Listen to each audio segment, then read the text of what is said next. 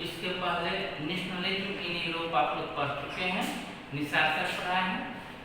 ये जो चैप्टर है सेकंड चैप्टर आपका नेशनलिज्म इन इंडिया, इसको मैं शुरू करने जा रहा हूँ। चैप्टर है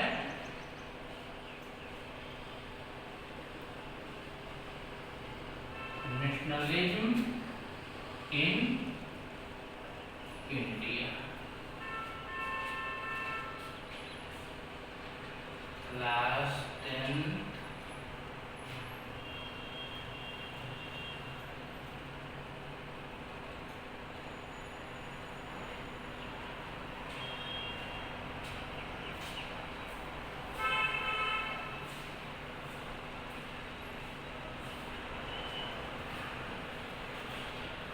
क्योंकि नेशनलिज्म इन यूरोप चैप्टर हो चुका है। नेशनलिज्म क्या है इससे आप भली भांति परिचित हैं।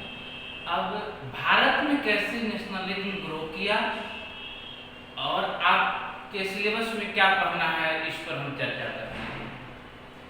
भारत में 1915 में महात्मा गांधी का अराइवल होता है साउथ अफ्रीका से, और वहीं से आपको पढ़ना है। इसमें आपको फर्स्ट टॉपिक दिया गया है दी फर्स्ट वर्ल्ड वार, खिलाफत मूवमेंट, खिलाफत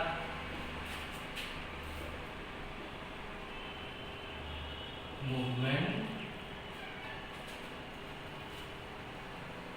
and non-operation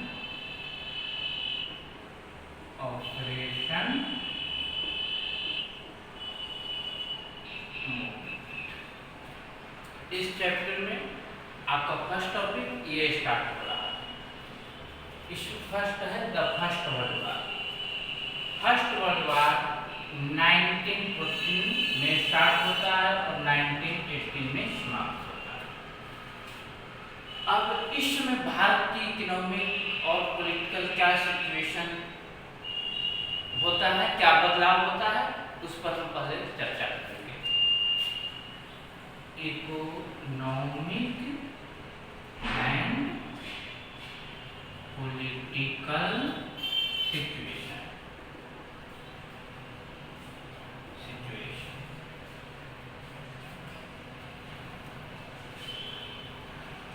जैसा आप जानते हैं इस समय हम पूर्ण रूप से अंग्रेजों के चंगुल में फंस चुके थे। गवर्नमेंट में हमारी हिस्सेदारी नहीं होती थी। हमारे देश के लिए, हमारे भाग्य के लिए, हम भारतीयों के लिए निर्णय लेने के लिए हम स्वतंत्र नहीं थे। हमारी रोटी, हमारा भाग्य, हमारा देश चलाने वाला कोई दूसरा था। हम दूसरे के मुहताज थे डिसीजन के लिए। हम अपने आप के लिए दूसरे के मुहताज थे, अंग्रेजों के मुहताज थे। और इसी समय 1914 में फर्स्ट वर्ल्ड वार स्टार्ट हुआ। हम अंग्रेजों के मुहताज थे, यानी भारत पर पूर्ण रूप से अंग्रेजों का अधिकार हो चुका था। वो हर तरह से भारत का एक्सप्लॉयटेशन कर रहे थे, इकोनॉमिकल, पॉलिटिकल, हर सिचुएशन पर उसकी पकड़ थी। तो जब 1914 में फर्स्ट वर्ल्ड वार स्टार्ट होता है तो इंग्लैंड भी उसमें शामिल होता है। तो वार में तो विनाश होता है, नाश होता है, रुपए पैसे की क्षति होती है, धन जन की क्षति होती है। तो इंग्लैंड जब उसमें समाहित होता है, इस बार में एंट्री लेता है, तो इकोनॉमिक कंडीशन इंग्लैंड का चरमराव होता है। काफी इन्वेस्ट करना पड़ता है, वार में काफी खर्च होता है। और चूंकि भारत उसका उपनिवेश था तो उस इन्वेस्टमेंट में भारत को भी शामिल करता है। और कैसे वार लोन लिया जाता है, वार में जो खर्च होता है वो खर्च को पूरा करने के लिए अंग्रेज क्या लेता है, भारत में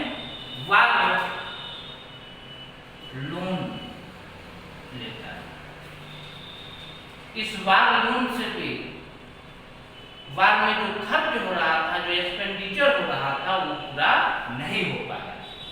तो क्या किया, फर्स्ट तो वार लोन लिया, उसके बाद क्या किया, यहाँ टैक्स इंक्रीज करने लगा। क्या इंक्रीज किया, कस्टम्स ड्यूटी को इंक्रीज कर देता है। इससे भी धन की जो क्षति हो रही थी फर्स्ट वर्ल्ड वार में अंग्रेजों का, वो पूरा नहीं हो पाता। तो एक नया टैक्स वो इंट्रोड्यूस करता है, उस टैक्स को कहते हैं इनकम टैक्स। यानी भारत में इनकम टैक्स सबसे पहले अंग्रेजों के द्वारा फर्स्ट वर्ल्ड वार के ही समय इंट्रोड्यूस किया गया। तो वार में जो एक्सपेंडिचर हो रहे थे उसको पूरा करने के लिए वार लोन मिलता है, उससे भी पूरा नहीं हो पाता। कस्टम ड्यूटी को इंक्रीज करता है तो भी पूरा नहीं हो पाता है। इनकम टैक्स लाता है और इस प्रकार से उसको कुछ राहत मिलने लगती है। अंग्रेजों को तो राहत मिलने लगती है, लेकिन भारतीय तबाह हो जाते हैं। आम जनता तबाही में जीवन यापन करना शुरू कर देती है। क्या होता है, जब टैक्स इंक्रीज किया जाता है, वार लोन लिया जाता है, कस्टम इनकम टैक्स को लाया जाता है, तो यहाँ का जो प्राइस राइज है, कमोडिटी का प्राइस राइज, डेली यूज के जो सामान है उसका प्राइस क्या हो जाता है, राइज हो जाता है। महंगाई बढ़ जाती है, इतनी महंगाई बढ़ जाती है कि आम जनता को गुजर बसर करना मुश्किल होता है। 1912 to 1913 इस समय क्या होता है, जो भी प्राइस है वो डबल हो जाता है। जिस चीज का भी प्राइस हो, प्रत्येक चीज का प्राइस क्या हो जाता है, डबल हो जाता है। प्राइस डबल और टैक्स इंक्रीज हो जाता है, जिसके कारण तबाही मच जाती है भारत। इतना ही नहीं, हम पहले बताए हैं वार में धन और जन की हानि होती है। तो धन की जो हानि हुई उसको पूरा करने के लिए नए टैक्स लाया, कस्टम ड्यूटी को इंक्रीज किया, वार लोन लिया। लेकिन जो जन की हानि हो रही थी, जो सैनिक मर रहे थे, तो सैनिक की जरूरत थी। तो भारतीयों को जबरदस्ती सेना में रिक्रूट के लिए वो प्रयास कर रहे थे और इसके लिए एक टर्म दिया गया, उस टर्म को कहा गया फोर्स रिक्रूटमेंट। फोर्स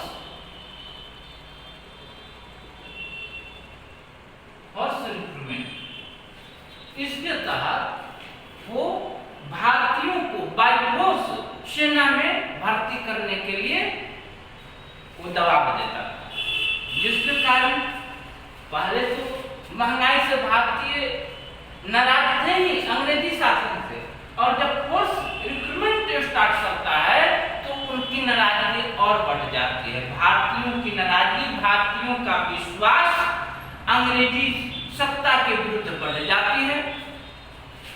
और इतना ही से नहीं, ये तो अंग्रेजों का कहर भारतीयों पर शुरू होता है, प्रकृति भी भारतीयों को साथ उस समय नहीं देती है। वो क्या कहर होता है वो देखिए,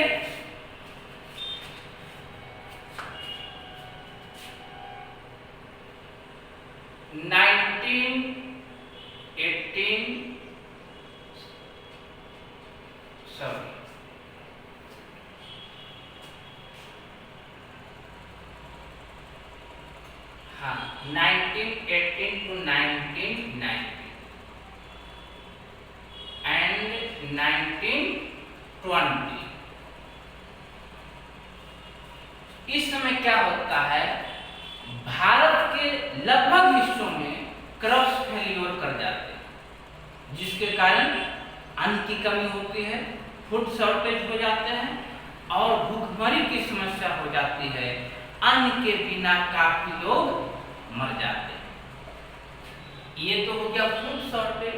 और इसी समय इन्फ्लुएंजा एपिडेमिक भी अपना कहर शुरू कर देता है। Influenza epidemic, influenza epidemic, influenza epidemic ये महामारी है, ये भी अपना कहर शुरू कर देता है। तो आज से लगभग 100 साल पहले भारत की क्या स्थिति थी? अंग्रेज फोर्स रिक्रूटमेंट शुरू कर दिया, जबरदस्ती भारतीयों को, नौजवानों को सेना में भर्ती कर रहा था और मरने के लिए छोड़ देता। विश्व युद्ध में भारतीय मरते और नाम होता अंग्रेजों का। प्राइस राइज कर दिया, वार लोन लिया, कस्टम ड्यूटी को इंक्रीज कर दिया, नया इनकम टैक्स ला दिया। दूसरी तरफ इन्फ्लुएंजा एपिडेमिक कहर हो गया, भारत के कई हिस्सों में फसल फेल्योर हो गए। यानी भारत की स्थिति ऐसी हो गई थी कि लग रहा था कि भारत में भारत मानव विहीन हो जाएगा, भारतीय प्रायद्वीप जो है मानव विहीन हो जाएगा।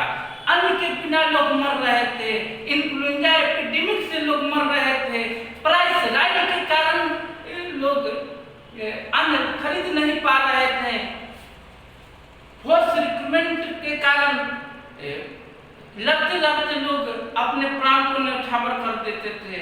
इस प्रकार से भारत तबाही की दौर से गुजर रहा। एक असंतोष का बादल छा गया था। भारतीयों को ऐसा लग रहा था कि एक अंधकार युग आ गया था भारत में।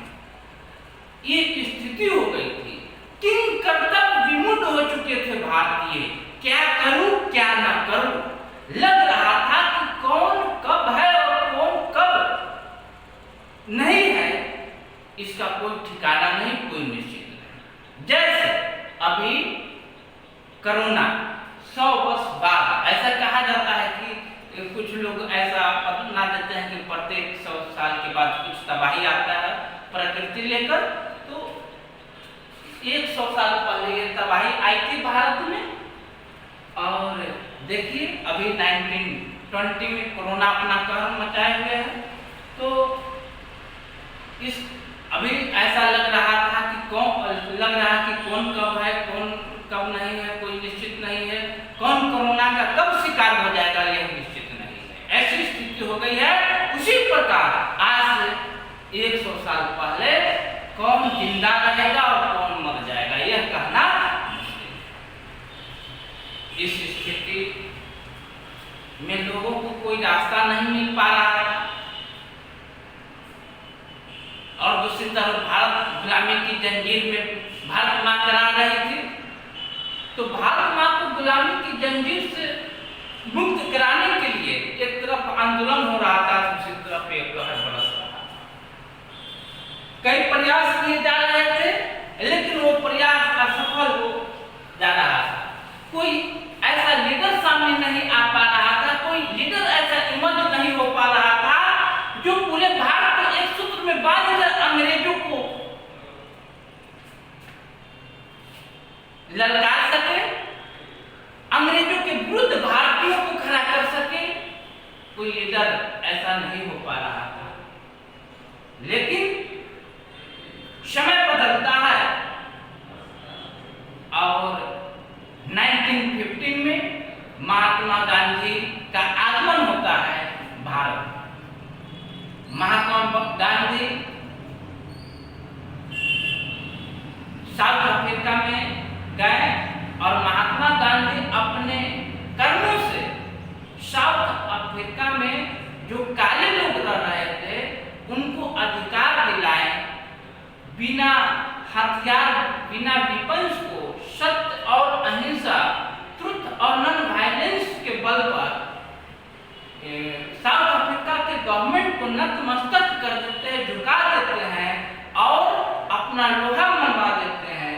और जब साउथ अफ्रीका में महात्मा गांधी की जीत हो जाती है तो ये सूचना जब भारतीयों के कान में पड़ती है, जब भारत में ये इंफॉर्मेशन आता है तो भारतीयों का सीना चौड़ा हो जाता है। और उसी समय से महात्मा गांधी की प्रतिष्ठा होने लगती है भारत में, महात्मा गांधी की जय जयकार होने लगती है, लोगों में एक भावना आ जाती है कि जब विदेशी धरती पर जाकर महात्मा गांधी बिना वेपन्स को विदेशी गवर्नमेंट को हरा सकते हैं, नतमस्तक कर सकते हैं, झुका सकते हैं, अपना लोहा मनवा सकते हैं, तो वो तो उनकी जन्मभूमि है, भारत तो उनकी जन्मभूमि है।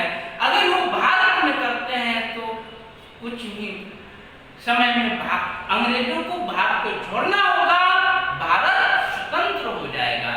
ये भावना भारतीयों में घर कर चुकी थी और भारतीय महात्मा गांधी का इंतजार करता है। जैसे ही महात्मा गांधी का कदम भारत में 1915 में पड़ता है, महात्मा गांधी की जय जयकार होने लगती है, भारतीयों को एक उम्मीद की किरण दिखने लगता है। और हमारे जो स्वतंत्रता सेनानी है, जो हमारे फ्रीडम फाइटर्स है, महात्मा गांधी को इस आजादी की लड़ाई को लीड करने के लिए आगे करते हैं। महात्मा गांधी इस चैलेंज को एक्सेप्ट करते हैं। 1915 में पूरे भारत का दौरा करते हैं, वो देखते हैं कि भारत की क्या स्थिति है, अंग्रेजों ने किस प्रकार का कहर भारतीयों पर डाल रखा है, कहां से अंग्रेजों के विरुद्ध युद्ध की घोषणा शुरू करें, आंदोलन शुरू करें। इसके लिए वो 1915 में भारत का भ्रमण करते हैं और 1916 से भारत में उनका मूवमेंट स्टार्ट होता है। आज इतना ही। नेक्स्ट क्लास में अंग्रेजों के विरुद्ध महात्मा गांधी का जो फर्स्ट मूवमेंट स्टार्ट होता है उस पर हम चर्चा